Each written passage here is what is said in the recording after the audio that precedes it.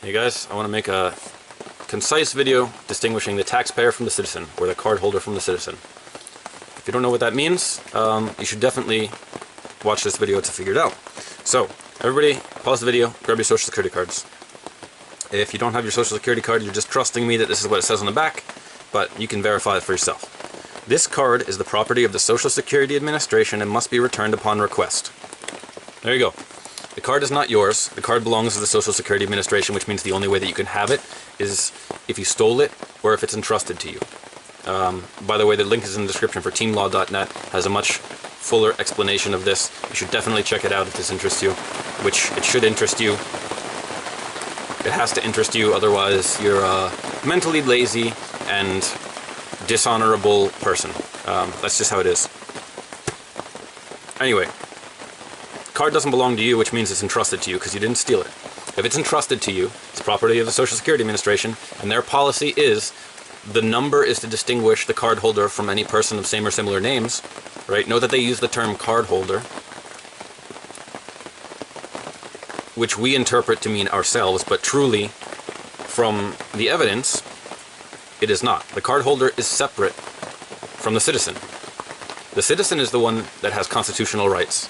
The cardholder has entered himself into contract and is subject to corporate laws, the same way that you can walk around with no shoes and no one can stop you because it's a free country and there's no authority of the government to compel you to wear shoes.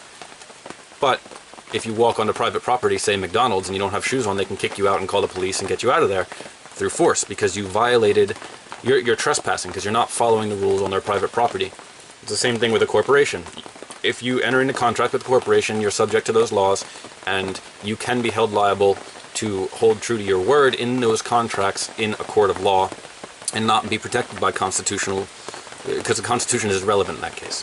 So, what this means is that anytime you use your Social Security number to identify yourself, you're not identifying yourself, you're identifying the trust that was created by the Social Security Administration, for which you serve the office of trustee sometimes. So the Social Security Administration owns the card. They own the trust. They're the beneficiary. You lend consciousness to the trust because it's a corporate entity that can't act on its own. You lend consciousness to it. You're the trustee. You can't end the contract. That's not in the terms. They can end the contract. So don't try to get out of it that way. You just have to distinguish the trust from yourself. You have to realize that you're a citizen and you're protected by the Constitution, and that you don't have to act as the Social Security Administration created trust.